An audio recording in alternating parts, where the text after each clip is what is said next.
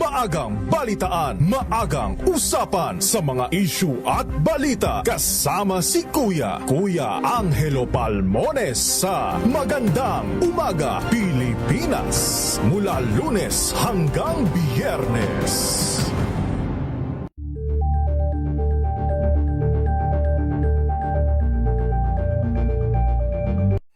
Mga balitang gigising sa inyong umaga. Mga balitang kailangan mong malaman. Mapapakinggan sa ACS Balita sa 2x2. Kasama sina Anthony Taberna at Jerry Baha. Lunes hanggang Biyernes.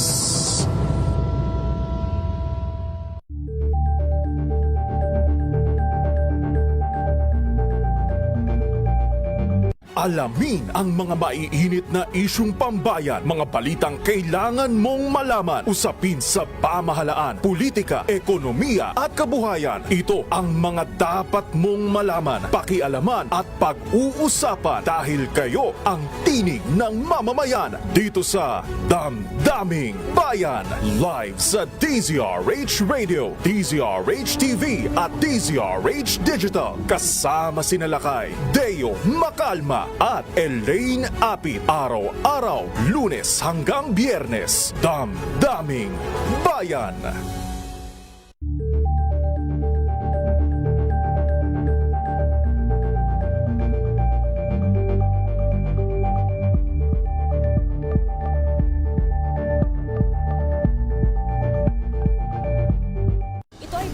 Naitalang 17 individual na ang kanilang naaresto. Metro Manila Development Authority o MMDA ang No Contact Apprehension Policy o NCAP sa Metro Manila. Sa ang ilang mga dokumento ay peke. Hindi rin legal ang employment na ipinangako sa kanila. Sa mata ng batas, mananagot ang sangkot at may sala. Dahil sa bawat paglabag, may karampatang parusa. Alamin ang mga pananagutan sa likod ng mga bawal. Dito sa Hoy! Bawal Yan, tuwing Sabado, alas 11:30 ng umaga. Dito lang sa DZRH TV.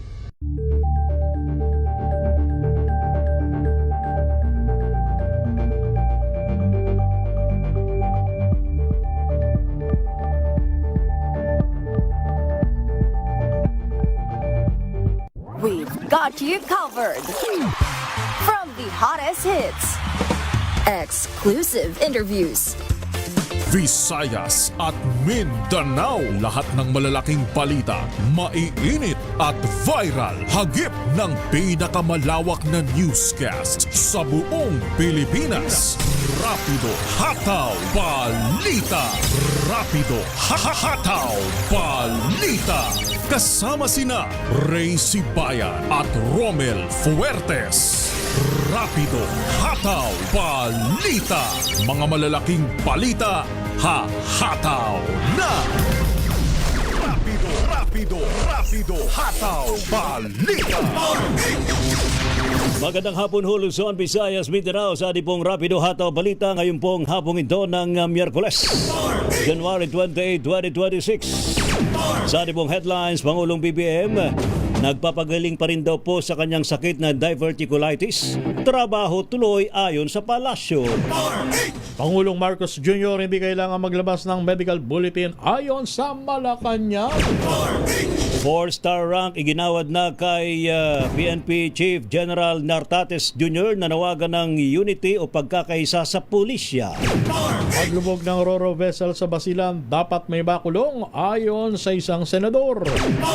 Power block sa Kamara, imbestigan na ang umano'y paglabag sa prangkisa ng solar para sa bayan. Chinese diplomats pinadedeklarang persona non grata. Minero, nabagsakan ng gumuhong lupa sa Tuba Benguet, patay. Isa naman ang patay sa pang-hold up sa Mawab, Davao de Oro. Rapido Hataw Balita. Ano po mga lingkod, sina Ray Sibayan At Romel Fuertes. para sa DZRH, una sa Pilipinas. Una sa Pilipino. Rapido Hataw Balita. Tiniyak ko ng Malacanang na nakatutok pa rin sa trabaho si Pangulong Ferdinand Marcos Jr. habang patuloy po siya nagpapagaling. Ayon po kay Presidential Communications Secretary Dave Gomez, patuloy na bumubuti ang kondisyon ng Pangulo base naman sa assessment ng kanyang medical team. Gayunman sinabi ni Gomez na may mga aktibidad na kinakatawan o kakatawanin muna ng mga miyembro ng gabinete ang Pangulo habang siya'y nagpapahinga. Magugunitang hindi nakadalo si Pangulong BBM sa parangal sa mga lingkod bayani sa Malacanang kung saan umalili muna si Executive Secretary Ralph Recto. Ay naman kay Recto, maayos ang kalagayan ng Pangulo na subsub ngayon sa paperworks. Ngunit inirekomendaan niya ng mga doktor na magpahinga muna bilang bahagi ng kanyang paggaling. Pag-deploy na ng technical divers ang Philippine Coast Guard para hanapin ang iba pa nawawalang sakay na lumubog na barkong MV Tricia Kirsten 3 sa Basilan. Ayon kay PCG spokesperson Captain Noemi Cabiab, gumamit din sila ng remotely operated vehicle o ROV para sirain ang bahagi ng karagatang o sisirin ang bahagi ng karagatang mapanganib na para sa mga diver. Anya'y mahirap pang kondisyon sa ilalim ng dagat dahil sa limitadong visibility. Batay sa pinakuling datos ng ahensya, 24 na ang nasawi habang 10 iba pa ang kasalukuyang nawawala at hinahanap. Una na sinabi ng PCG na tinatayang 76 na metro ang lalim ng pinaglubugan ng naturang Roro vessel. Higit naman sa 8 oras na nasunog ang Lander Superstore sa may Belfast Avenue, Barangay Pasong Putig sa Quezon City. Ayon po sa Bureau of Fire Protection, ito po'y sumiklab dago alas 4:39 ng madaling araw at wala pang isang oras ay tinaas na agad sa ikalimang alarma. Sa tindi ng apoy, bumagsak ng halos lahat ng mga pader sa gilid at likurang bahagi ng naturang Lander Superstore, maging ang bubungan nito. Pinangamban pa ng ilang mga residenteng nakatira malapit sa superstore ang tuluyang pagbagsak ng natitirang pader na noon pa'y inireklamo na nilang natapyasan dahil naman sa malakas na hangin. Nabagsakan din ng pader at ilang poste ng Meralco ang mga nakaparadang mga sakyan sa gilid ng naturang gusali. Wala namang naitalang nasaktan o nasugatan habang inaalam pa rin ng mga arson investigator ang sanhi ng sunog. Nananatiling mababa ang tiwala ng karamihan ng mga Pinoy sa China sa gitna ng patuloy na sigalot sa teritoryo ng dalawang bansa. Patay sa tugon ng masa survey ng Okta Research, isa lamang sa bawat 10 Pinoy o 13% ang nagsabing dapat pagkatiwalaan ang China. Basa 60% naman ng mga respondent ang nagsabing wala silang tiwala sa Beijing, habang 26% ang nananatiling undecided. Sa kaparehong survey, halos 8 sa bawat 10 Pilipino o 79% na naniniwalang China ang pinakamalaking banta sa Pilipinas. Samantalang 5% ang tumukoy sa Russia bilang banta, habang 4% lamang ang nagsabing Estados Unidos ang banta sa Pilipinas. Isinagawa ang survey mula December 3 hanggang 11 noong nakalipas na taon sa 1,200 respondents na may edad 18 pataas gamit ang face-to-face interviews. Nakikipag-ugnayan naman ng NBI sa mga otoridad ng Cambodia kasunod ng ugong na posibleng nandoon. Doon nagtatagong negosyanteng si Charlie Atong Ang.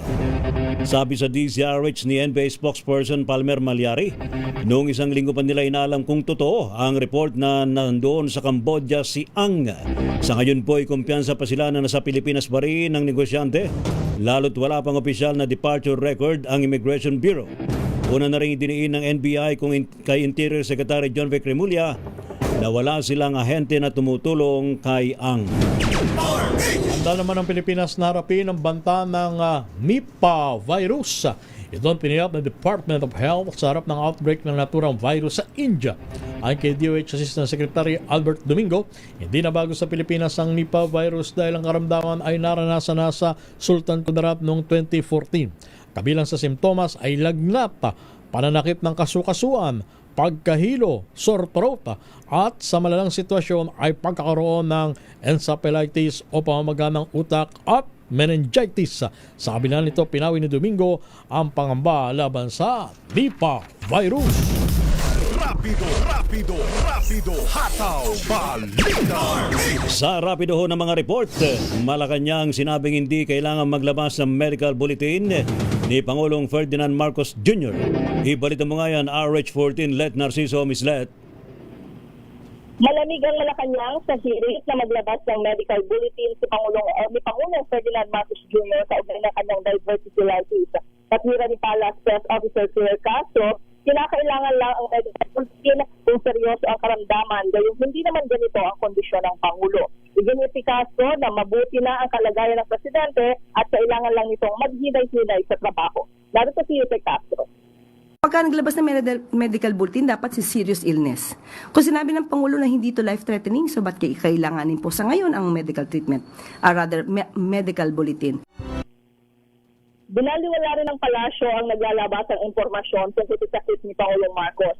Tinawag ni Castro na gawa-gawang kwento ang mga galing sa unknown sources at hindi verifikado kaya hindi dapat paniwalaan. Narito muli si Yute Castro. Hindi po tayo maaaring magbigay ng anumang opinyon kung hindi naman manggagaling mismo sa doktor ng Pangulo at hindi manggagaling sa Pangulo. Sinabi po ng Pangulo, hindi po life-threatening, nakaramdam po siya ng konting sakit at yan naman po ay tinutugunan ng kanyang mga doktor. Si Palace Press Officer Claire Castro. Ito si Let Narciso para sa DZRH. Una sa Pilipinas, una sa Pilipinas. Paglubog ng Aurora vessel sa Basilan na ikinasawi ng marami, dapat may managot at makulong. Ayon sa isang senador. Sino senador yan? RH number 28, paring Raymond Dadpaas. Paring Romel, nakalulungkot ang nangyaring paglubog ng isang roll-on, roll-off Aurora boat sa karagatan ng lalawigan ng Basilan na marami ang namatay. Ito ang deklarasyon ni Senador Rafi Tulfo bilang chairman ng Senate Committee on Public Services.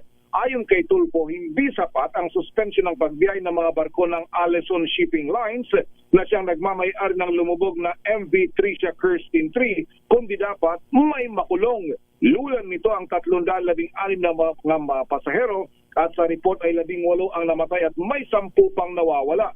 Galing ito ng Zamboanga City patungo ng lalawigan ng Sulu nang lumubog sa karagatan ng Basilan. Pinagtataka ni Tulfo na sa kabila ng 32 mga maritime incident na kinasangkutan ng Allison Shipping ay patuloy pa rin na naglalayag ang kanilang mga barko. Narito si Senador Rafi Tulfo.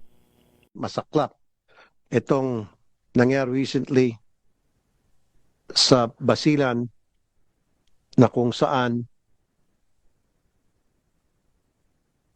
316 passengers and 18 dead and 24 missing so far. Nasakay nitong MV Tricia Kirsten na pag-ari ng Allison Shipping Lines. This is really unacceptable. Dapat meron talaga managot dito. Kulang po yung suspension. Kung pwede, dapat may makulong. Ang pinagtataka Sabi naman ni Commodore Oliver Tanseco ng Philippine Coast Guard, nagpapatuloy pa ang search and rescue operations na ginagawa ng kanilang mga tawan sa dagat kung saan lumubog ang MV Tricia Kirsten 3 gamit ang kanilang mga makabagong kagamitan. Kinumpirma naman ni Engineer Emmanuel Carpio ng Maritime Industry Authority of Marina na may passenger insurance coverage ang barkong lumubog. Inaasikaso ng emergency assistance sa mga pasahero na 50,000 pesos at 200,000 pesos naman sa mga namatay. Ito si RH28, Raymond Dadpaas para sa DZRH, una sa Pilipinas, una sa Pilipino. Rapido, hataw, balita. Samantala naman, power block sa Kamara. Imbestigahan ng umunoy paglabag sa prangkisa ng solar para sa bayan. Report mula kay RH12, Milky Rigunan. Milky. Rhea Tromel, imbestigahan na ng House Committee on Legislative Franchises ang issue ng legislative franchise ng solar para sa Bayan Corporation. Napag-may-ari ni Batangas Representative Leandro Leviste. Sa hearing isinulong ni Representative Presley Jesus ng PhilReca Party List ang investigasyon kabilang ang mga report ng legislative franchise grantee, bagyang umano'y sale o transfer ng controlling interest nang walang congressional approval. Paliwanag ni De Jesus, karapatan ng Kongreso na suriin kung sumusunod at natutugunan ng kasunduan sa prangkisa. Iginit naman ni Representative Sergio Dagook ng APEC Party List na imbestiga ng Energy Regulatory Commission ang pagkabigo ng solar para sa bayan na makapagbigay ng serbisyo sa mga lugar na sakop ng kanilang prangkisa. Dagdag pa ni Dagook, kung pababayaan ang mga paglabag na ito, dumarami ang kaso laban sa consumer protection at hindi pagsunod sa kasunduan sa prangkisa at mga property ng mga electric cooperatives. Ako si Neil Crigna nagulat para sa DZRH, una sa Pilipinas, una sa Pilipino. Chinese diplomats pinadedeklarang persona non grata. Ibalita mo yan, RH number 15, Giselle Ricafort. Giselle.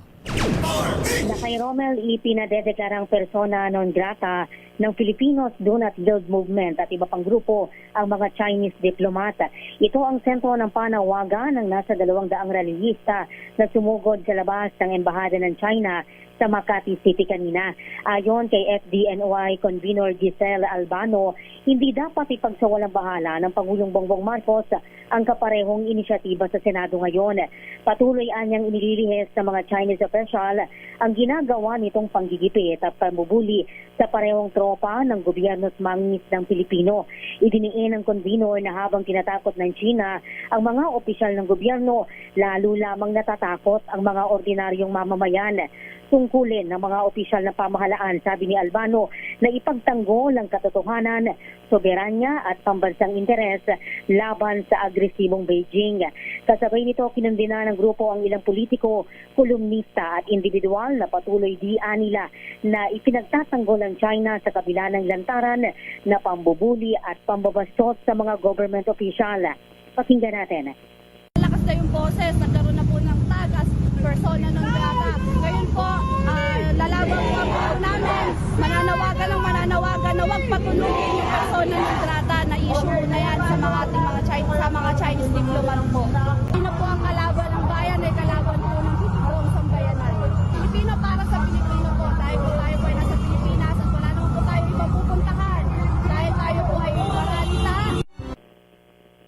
Sinunog din ng mga relihista yung caricatures ni Chinese President Xi Jinping humiga sa kalsada habang may bayong sa ulo na may nagkasaad ng mga politiko at kolumnista na pro-China habang iwinawagaywa yung watawat ng Pilipinas. Ilan sa mga relihista yung nakasuot ng barong at ng saya at nakamaskara ng mga politiko na anila ay tumitindig para sa teritoryo ng Pilipinas. Ito si Giselle Ricafort para sa DZRH, una sa Pilipinas, una sa Pilipino. Thank you. Salamat, Giselle Ricafort. Samantala naman, PNP Chief Nartates. Nanawagan daw po ng pagkakaisa sa pulisya, binilinan ni Pangulong BBM laban sa kriminalidad. Ibalita mo nga yan mula kay RH52, Edniel Parosa. Edniel. Wala kay Ray, binigyan ng arrival honors dito sa Camp Crame ang bagong Police General at ngayon opisyal ng ika-32 PNP Chief, Jose Melencio Nartates Jr. Ito'y matapos niyang makuha ang promotion sa Malacanang 5 buwan mula nang mag-assume sa liderato ng pambansang pulisya. Mismong si Pangulong Bongbong Marcos ang naglapat ng ika-4 na estrella kay Nartates bago siya sinalubong ng symbolic na seremonya sa pagbabalik dito sa PNP headquarters. Sa kanyang talumpati, mensahe ni Nartates ang patuloy na pagkakaisa ng hanay ng pulisya na pinilinan umano ni PBBM na tutukan ang paglaban sa kriminalidad. Bago ang pagkamit ng pinakamataas na ranggo, tumanggi ang sinumdan niyang PNP chief na si MMDA General Manager Nicolas Torre III na mayroon siyang nilagdaang optional retirement pero naayos siya ng Malacanang patuloy na promotion. Pakinggan natin ang ngayon PNP chief Jose Melencio Nartates. Your unity and your commitment. Together, we build a police organization that is operationally capable, morally upright, and responsive to the people we are sworn to protect. Inaasahan ko ang inyong suporta. Maraming salamat. Miyembro ng PMA Class of 1992, nakatakdang magretiro ang general sa Marso ng 2027. Nagsilbi siya sa acting capacity mula ng alisin si Torre, Agosto ng nakaraang taon. Ako sa Edniel Parrosa, nag-uulat para sa DZRH, una sa Pilipinas, una sa Pilipino. ASEAN Tourism Forum ngayong taon inaasahang magdadala ng benepisyo para sa sektor ng ekonomiya, turismo at investment sa bansa. Ibalita mo yan na Rich number 4, Miss Karen Ouyong, Miss Kay. Malaking ambag sa sektor ng ekonomiya, turismo at pamumuhunan sa bansa ang kasalukuyang nagaganap na 45th ASEAN Tourism Forum o ATF sa Cebu, kung saan sa loob ng isang linggo simula January 25 hanggang January 31 ay nagpupulong ang mga senior tourism officials at tourism ministers na mga miyembro ng Southeast Asian nations o ASEAN. Itong reaksyon ni Department of Tourism o DOT Secretary Cristina Garcia Frasco matapos ng ilang high-level ministerial meetings, working group sessions, policy discussions at industry engagements na nakatutok sa ASEAN Tourism Cooperation. Ayon kay Frasco, pagkakataon upang buksan ang mga oportunidad na pang-ekonomiya at isang strategic statement ng bansa sa pagsulong ng tinatawag niyang cooperative, forward-looking ASEAN Tourism Agenda na mabebenepisyohan ang mga komunidad sa bansa at ng mga ASEAN states. Ilan sa mga highlights ng ATF 2026 ay ang ASEAN Tourism Ministerial Meeting at ASEAN Tourism Conference na nakatakdang gaganapin bukas, January 29, kung saan magsisilbi itong platform para sa mga policymakers at mga eksperto na talakayin ang mga emerging trends, resilience, sustainability at digital transformation sa sektor ng turismo. Nakatakda ring ilunsad ang ASEAN Tourism Sectoral Plan o ATSP 2026-2030, kung saan isusulong nito ang tuloy-tuloy na commitment para sa tourism cooperation at development. Magsisilbi ng mga lead country coordinator ang Pilipinas para sa naturang paglunsad. Samantala, una nang nagpulong ang mga kinatawan ng mga ASEAN member states para sa 63rd meeting of the National Tourism Organizations noong Lunes, ang 48th meeting of ASEAN plus 3 National Tourism Organizations kahapon, araw ng Martes, at ang 16th meeting of ASEAN-Russian Federation Tourism Consultation. Ako si RH4 Karen Ouyong, nag-uulat para sa DZRH, una sa Pilipinas, una sa Pilipino. Thank you. Salamat, Ms. Karen Ouyong. Samantala naman, produksyon daw po sa sektor agrikultura sa buong bansa abay tumaas ng 2.6% sa nakalipas na 2025. Ating alamin sa report ni RH5, Val Gonzalez. Val. Ray, sa kabila ng naranasang sunod-sunod na mga bagyot sa iba pang sama ng mga panahon, ay lumago pa rin ng 2.6% ang farm output ng ating bansa. Batay sa report ng Philippine Statistics Authority, umabot sa 1.77 trilyong piso ang halaga ng produksyon sa agrikultura noong nakalipas na taong 2025. Ayon kay Agriculture Assistant Secretary spokesperson, itong spokesperson ay kinatuwa ito ni Secretary Francisco C. Laurel Jr. at Pangulong Ferdinand Bongbong Marcos Jr. dahil ito na ang pinakamataas na paglago sa buong sektor ng agrikultura sa nakalipas na 5 taon. Kasama sa nagambag sa paglago ay ang produksyon ng palay na tumaas ng 2.8%, fisheries na tumaas ng 4% sa third quarter, maging ang poultry na tumaas ng 8.9%, habang bumaba naman ang produksyon ng livestock ng 2.3%. Bukod sa palay, kasama sa mga produktong tumaas ang produksyon ay ang manok at isda. Samantala, bumaba naman ang produksyon ng baboy at itlog ng pato. Sabi ni Assistant Secretary Arnel Dimesa, ang paglago ay dahil na rin sa mga kinatupad na mga proyekto sa irigasyon, pagtatayo ng mga cold storages at iba pang mga pasilidad na kailangan ng sektor. Ang Department of Agriculture ay nagpaplanong magpatuloy ng mga proyekto. Kabilang na sa mga ito ay ang pagsasagawa ng mga smart irrigation system at greenhouses. Ako si Val Gonzalez, DZRH, una sa Pilipinas, una sa Pilipino.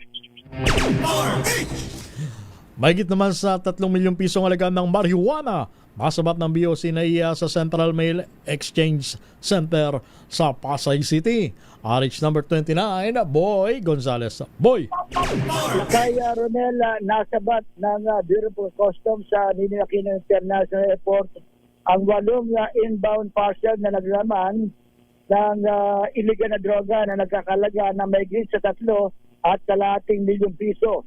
Ayon sa BOC, ang mga parcel ay naharang sa Central Mail Exchange Center sa Pasay City sa pakipag-ugnayan ng Philippine Drug Enforcement Agency at ng NAIA Interagency Drug Interdiction Task Group. Idineklara naglalaman ng mga karaniwang produkto tulad ng damit, dog foods at board games ang mga shipment unit sa sinagawang inspection natuklasan na may mahigit 2 kilo at ito yung marijuana o kus na nakatago sa loob ng mga parcel.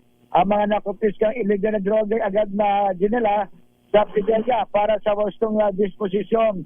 Ayon kay Customs Commissioner Ariel Nepomuceno, patuloy ang operasyon na patuloy na pagbabantay ng ahensya upang hindi magamit ang postal system sa pagpapasok ng illegal na droga sa bansa.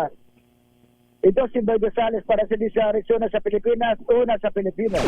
Thank you, boy. Samantala, isang lalaki patay sa pamaril habang sakay ng motorsiklo sa Alaminos, Laguna. Report mula kay RH27 Noche Gagas, Noche.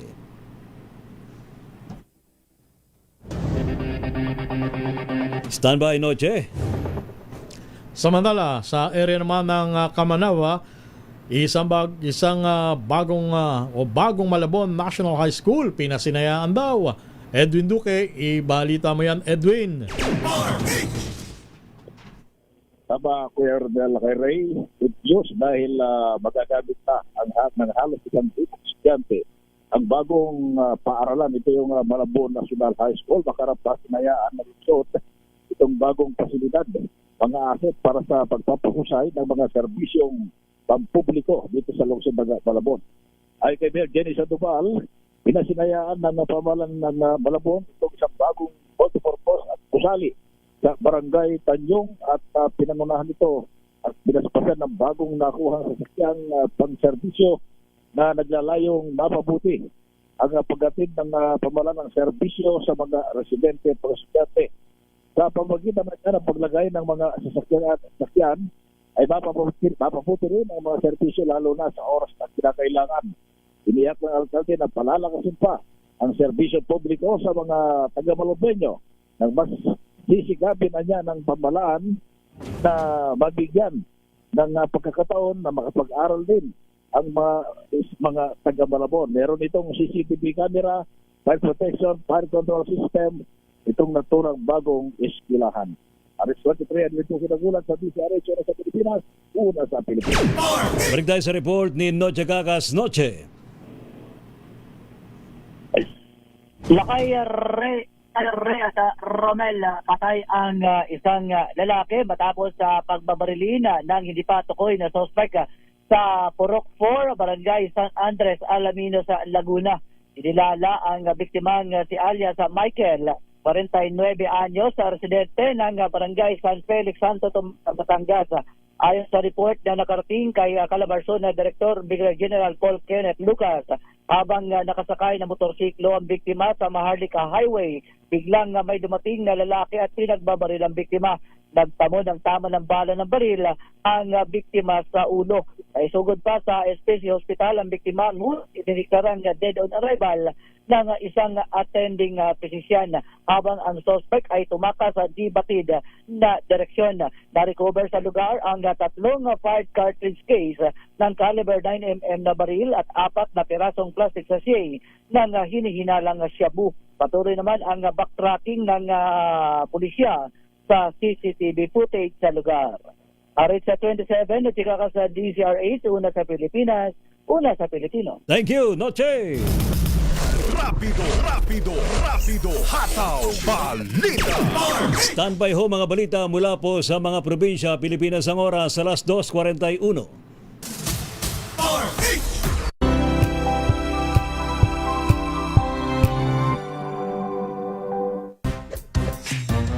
Galing-galing mo, Smart dishwashing paste ko, pritong ulam na masebo, plato o kaldero, tanggaling for everyday. Ganyan pag Smart ang dishwashing paste. May double tanggaling formula. Tanggal ang sebo, tanggal ang bakterya. Bahid para walang bahid, linis fantastic sa metal at plastic. Ang galing-galing mo, Smart Dishwashing Paste. ACS. Sa lahat ng bagay, simula pa lang, siguraduhing max protection na. Kasi pag kulang ang proteksyon, baka madaling masira. Sa ngipin, dapat may max protection din. Max sa alaga ng Unique Toothpaste. With Max Protect Formula, help stop cavities before they start, while keeping breath fresh. Try Unique Maximum Fluoride Protection. Para max alaga, max protektado. ACS. Wow, ang saya. Isang barangay na labada, puro mancha pa. Goodbye, pahinga. Mommy, isang laba lang yan sa Pride Bar Blue. May powerful stain-away enzymes na malupit sa dumit mansya. At di masakit sa kamay. Isang laba lang yan. Hello, pahinga. Hello, Pride Bar Blue. ACS. Tinesting, sinuri, siniyasan. Ang resulta? Super effective ang Shield sa pagpatay ng bakterya at virus. Shield Antibacterial Soap. Believe ang mga eksperto sa Philippine Nurses Association. At si Mami. Tiwala ako sa Shield. Shield Antibacterial Soap. Napatunayang mabisa. Ang mga nurse, tiwala. ACS. Amoy forever. Amoy LQ. Amoy New Caleb Berry Blooms. Amoy kala, amoy good vibes. May nagbago. May arte. May budget. Akala nyo lang yon. So solid. White Rose Papaya, wow, White Rose. White Rose Papaya, wow, White Rose. White Rose Papaya. May glow up with a White Rose Papaya. White Rose Papaya. May puti power times 2 kasi may papaya at niacinamide. May shea butter and tea tree oil pa. Kutis sulit ang glow up. White Rose Papaya. Kutis sulit ang glow up. ACS. Amoy forever. Amoy LQ. Amoy New Caleb Berry Blooms. Amoy kala, amoy good vibes.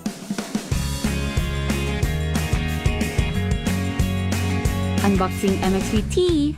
This is a unique combination of mangosteen and pandan. Each box has 20 tea bags that can be steeped to 1 glass or up to 1 liter of water. Enjoy it hot or cold. Shop at Lazada, Shopee, and in leading drugstores nationwide.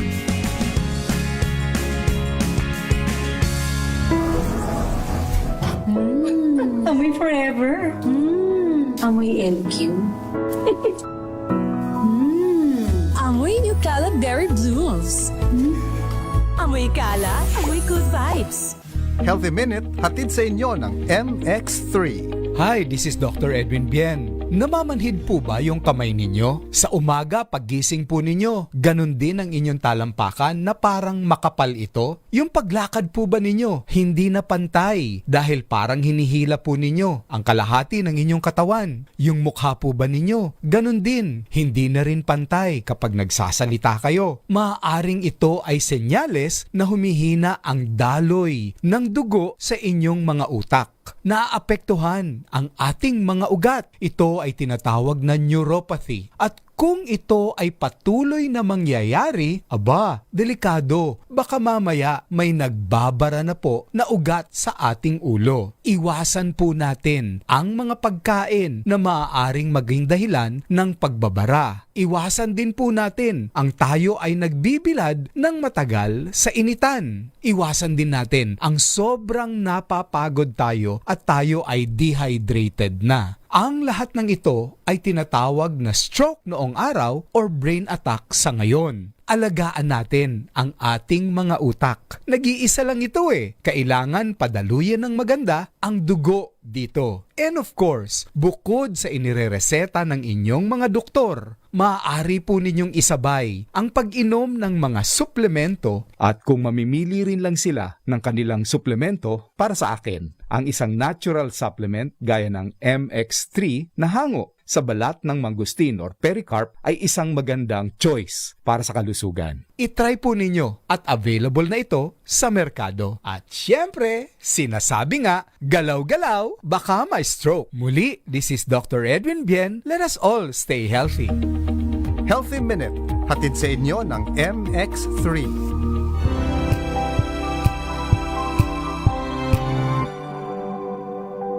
Hello, Washi! Laundry day na naman! Yay! Anong meron? Mancha ng chocolate, putik, may libag pa! Kaya natin yan!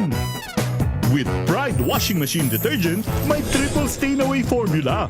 Tanggalang makapit, madikit, at malupit na dumit-mancha. Kaya easy-easy ang labada. Mula noon hanggang ngayon! All you need is pride. All you need is pride. ACS.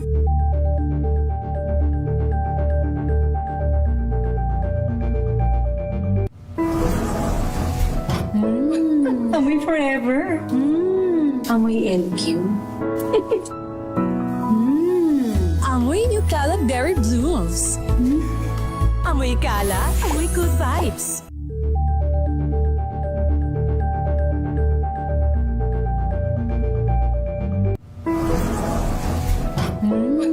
Amoy forever. Amoy LQ. Amoy New Cala Berry Blooms. Amoy kala, amoy good vibes. Araw-araw, iba't ibang mga bagay na dapat pagtagumpayan. Ang subok kong partner ay MX3 Capsule. Research-based na tested and proven. Helps avoid pain discomfort. Iwas-iwas sa sakit. Kailangan lang na long-term ang pag-inom 2 capsules araw-araw. Kasabay ng proper diet and exercise. I am able to make it with the right partner. MX3, dito ako bilib! Mahalagang paalala, ang MX3 capsule ay hindi gamot at hindi dapat gamiting panggamot sa anumang uri ng sakit. Mga balita ho mula po sa mga probinsya. Isang minero na bagsakan ng gumuhong lupa sa may Tuba Benguet, patay. Report mula kay RH41, Lakay Romy Gonzales. Lakay Romy. Nasawi ang 57 anyos na lalaki matapos matabunan ng gumuhong lupa sa Kampan Tuba Benguet batang alas 4 na hapon kahapon. Subalit na iulat lang bandang alas 9:55 kagabi. Ayon sa investigasyon ng mga otoridad, nagtungo ang biktima kasama ang kanyang anak na babae sa tabing ilog para sa malapit sa kanilang tahanan para mag-gold panning. At habang nag-gold panning ang biktima ay biglang gumuho ang itaas na bahagi ng bundok at binagsakan ito. Ang anak ng biktima na nakapwesto sa mas mababang bahagi ng tabing ilog ay umakyat upang harapin ang kanyang ama, ngunit hindi niya ito nakita. Pagkalipas ng ilang sandali, nakarinig siya ng tunog mula sa gumuhong lupa at ng kanyang lapitan ay doon niya nakita ang kanyang ama. Nagpasaplolo sa kanyang mga kapitbahay at pinagtulungang hukay ng biktima. Naisugod pa ito sa paggamutan, subalit hindi ito umabot ng buhay. Nagtamo ang biktima na maraming sugat sa iba't ibang bahagi ng katawan na naging sanhi ng kanyang pagkamatay. Ito si Ice 41 Romy Gonzales para sa DZRH. Una sa Pilipinas, una sa Pilipino. Pasok sa klase at trabaho sa Lebac at Kalamansig, Sultan Kudarat. Suspendido dahil sa serye ng mga lindol. RH number 19, June, Dimakutak. Paring June. Paring Lakay Romel, Lakay Ray, sa magnitude 5.2 offshore ang muling yumanig sa sentro ng mga bayan ng Libac at Kalamansig, magkatabing bayan along coastal area ng Sultan Kudarat Province alas 9:41 ngayong umaga. Ang pagyanig batay sa Richter scale ng PBOX ay may kababawan lamang na 5 kilometers. Naramdaman ito sa halos buong probinsya ng Sultan Kudarat at sa mga karatig lugar. Bago ang naturang magnitude, unang naramdaman alas 8:21 kaninang umaga, ang magnitude 2.3 sa west of Kalamansig, Sultan Kudarat Province na may lalim lamang itong 003 kilometer. Kagabi pa lamang ay muling nagsilika sa mga residente sa nabanggit na mga bayan dahil sa serye ng mga pagyanig na ito. Hanggang kanina madaling araw, kasunod ng magnitude 5.7 bandang 1:05 na may lalim na 19 kilometers, tuloy ang paglikas sa mga residenteng malapit sa mga baybayin patungo sa mga designated evacuation centers. Deklaran rin ng mga pamahalaang lokal ng bayan ng Libac at Kalamansig ang araw na ito na walang pasok sa mga paralan sa lahat ng antas, ganun din sa mga opisina, mga pribado man at gobyerno. Inihimok ng provincial government at ng mga local disaster risk reduction and management offices ang mga residente na maging kalmado habang nakaantabay sa mga impormasyon mula sa mga concerned agencies. Mula sa Central Mindanao, RH19, June Di Bacuta, DZRH. Una sa Pilipinas, una sa Pilipinas. Thank you, June. Samantala naman, convenience store sa Laguna, hinold up. Kakarampot na kita tinangay. Magkano yung tinangay? Ating alamin sa report ni RH30, Eric Dastas. Eric? Rory, muli na namang umatake ang mga kawataan at responsable sa mga nagaganap na holdapan sa Calabarzon. Bagamat nasa 4,000 piso pa lamang ang benta ng convenience store at natangay ng 2 armadong suspect matapos na nilang holdapin ang Alphamart Trading Philippines Incorporated dito sa Pasita Avenue, Barangay Pasita 1, San Pedro City, Laguna. Sa ibinigay na salaysay ng 2 empleyado ng naturang convenience store na sina alias Iris at Jan sa mga otoridad. Abalaan niya silang nag-aayos ng mga paninda nang biglang dumating ang mga suspect na nagpanggap na customer. Subalit ilang minuto niya nakalipas ay bigla na lamang naglabas ng baril ang isa sa suspect at sabay deklara ng hold up at saka sila tunutukan ng baril at mabilis na binuksan ng kaha ng naturang convenience store at kinuha ang laman nito na nagkakahalaga nga ng 4,000 piso at tinikukuha din niya ang kanilang mga cellphone. Mabilis naman tumakas sa mga suspect, lula nang hindi pa naplaka ang motorsiklo na pawang nakasuot niya ng face mask at helmet. Agad naman nagsagawa ng backtracking ang San Pedro Police Station upang matukoy ang nasa likod ng naturang holdapan. Ito si Eric Testas para sa DZRH, una sa Pilipinas, una sa Pilipinas. Thank you, Eric. Rapido, hataw, balita. Pilipinas ang oras, 6 minutes bago sumapit ang alas 3 ng hapon. RH number.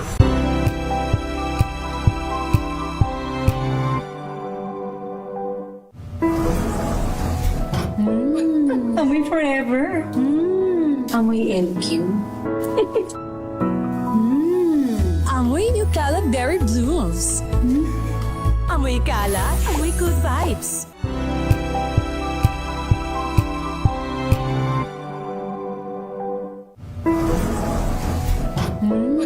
Amoy forever. Amoy LQ. Amoy New Cala Berry Blooms. Amoy Cala, amoy good vibes.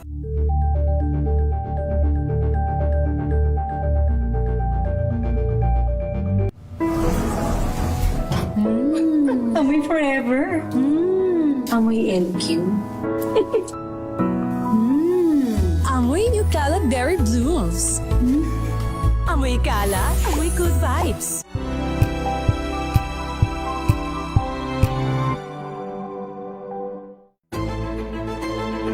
Pakikinggan ang bawat panig. When you fight for justice, think about the queer people. Kung hindi kami magkukwento, sino ang magkukwento para sa amin? Ang mga panawagan, ipababatid. Hindi talaga ito masusing pinag-aralan ng gobyerno. The women who are beaten and abused. It's time to listen to their voices. Tunghayan ang iba't ibang boses. Mga kwento mula sa iba't ibang anggulo. Dito lang sa Point of View. Mapapanood tuwing linggo, alas 12 ng tanghali sa DZRH TV.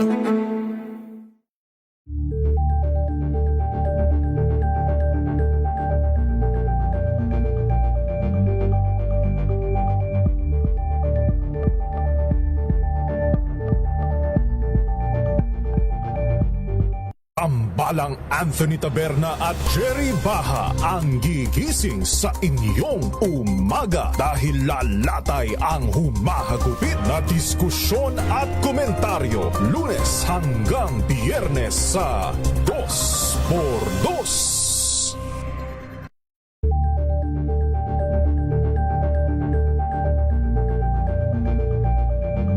Maagang balitaan, maagang usapan sa mga issue at balita kasama si Kuya Angelo Palmones sa Magandang Umaga Pilipinas mula Lunes hanggang Biyernes.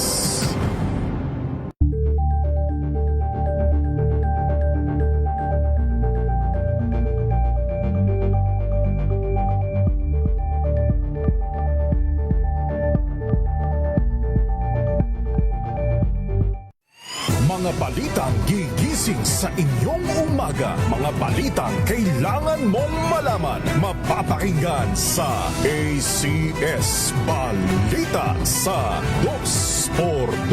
Kasama sina Anthony Taberna at Jerry Baha, Lunes hanggang Biyernes.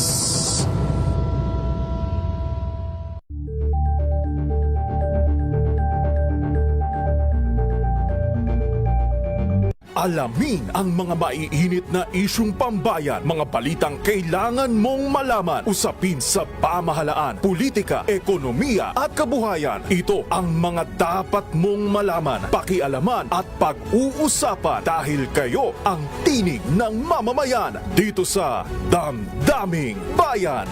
Live sa DZRH Radio, DZRH TV at DZRH Digital. Kasama sina Lakay, Deo Macalma at Elaine Apit. Araw-araw, Lunes hanggang Biyernes. Damdaming Bayan.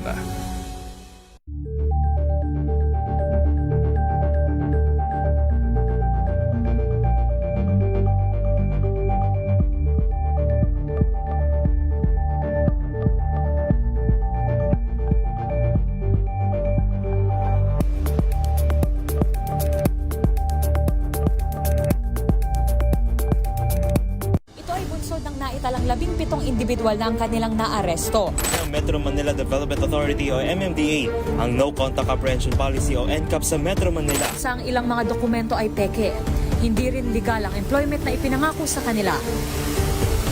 Sa mata ng batas, mananagot ang sangkot at may sala. Dahil sa bawat paglabag, may karampatang parusa. Alamin ang mga pananagutan sa likod ng mga bawal. Dito sa Hoy! Bawal Yan, tuwing Sabado, alas 11:30 ng umaga. Dito lang sa DZRH TV.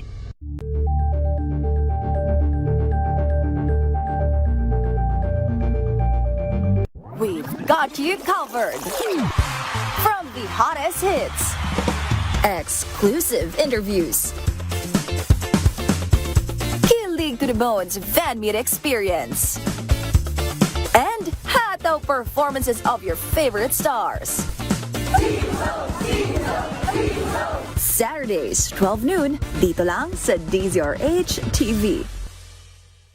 Sa report ni June Soter mula sa Action Radio Davao. June. Nasawi ang isang lalaki matapos mauwi sa pamarila ang isang holdapa na kinasangkutan ng dalawang armadong sospek na sakay ng motorsiklo sa Barangay Tuburan ng Mawab, Davao de Oro kagabi, Martes, Enero 27, 2026. Ayon sa report ng Mawab Municipal Police Station, hinarang ng mga sospek ang isang forward truck na may karga mga tangke ng oxygen at acetylene na nagmula sa Trento, Agusan del Sur. Bigla napaputok ng baril ang mga sospek at nagdeklara ng hold up dahil upang mapilitan ang driver at dalawa niyang kasama na bumaba at tumakbong magkahiwalay. Sa gitna ng paghahabulan, isang suspect na armado ng baril ang bumaril sa tatlong biktima na ikinasawi ng isa matapos tamaan ng bala. Agad ay sinugod ng biktima, ngunit idiniklarang dead on arrival sa tinding posisyon.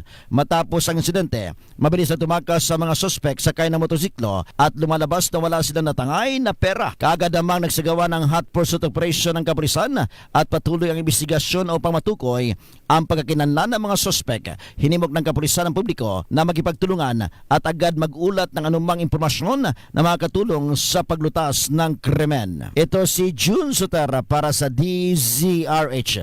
Una sa Pilipinas, una sa Pilipino. May nangyaring sunog sa bayan ng Mandurriao sa Iloilo City. Alamin natin ang iba pang detalye. Action Radio Iloilo, Jocelyn Make. Jocelyn. Pinaniniwalaan na kuryente ang dahilan sa sumiklab na sunog sa Zone 1 Barangay Airport Mandurriao na nagresulta sa pagkasunog ng 3 bahay. Ayon sa mga apektadong residente, nakarinig sila ng putok mula sa second floor ng kanilang bahay. Dahil dito pinatay ang main switch pero hindi namalaya na lumiliyab na ang bahay. Ayon kay Fire Officer 1 Shandy Paul Pasion, investigador ng Iloilo City Fire Station, walang may naitalang nasugatan sa sunog dahil ligtas na nakalabas sa kanilang bahay ng isang pamilya. Umabot sa 75,000 pesos ang halaga ng pinsala sa sunog. Mula sa Action Radio Iloilo, ito si Jocelyn Make para sa DZRH, una sa Pilipinas, una sa Pilipino. Thank you. Salamat, Jocelyn Make. Rapido, Hataw Balita. Salamat to sa matumutok po sa ating balitaan sa Rapido Hataw Balita. Thank you, Mr. Renapit. Maraming salamat sa buong puwersa ng DZRH News Team, sa ating mga classmate mula sa pamantasan ng lungsod ng Maynila. Yan po mga lingkod, sina Ray Sibayan At Romel Fuertes. para sa DZRH, una sa Pilipinas. Una sa Pilipino. Pilipinas, ang oras, sakto, alas 3:03 ng hapon. This time check is brought to you by ACS Manufacturing Corporation, ISO certified, maker of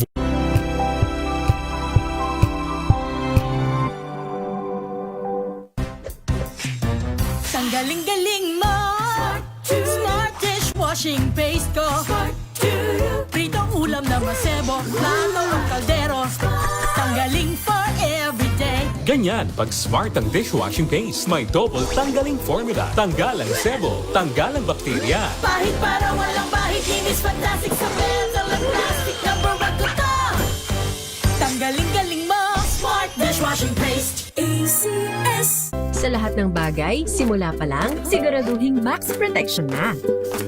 Kasi pag kulang ang proteksyon, baka madaling masira. Sa ngipin, dapat may max protection din. Max sa alaga ng unique toothpaste.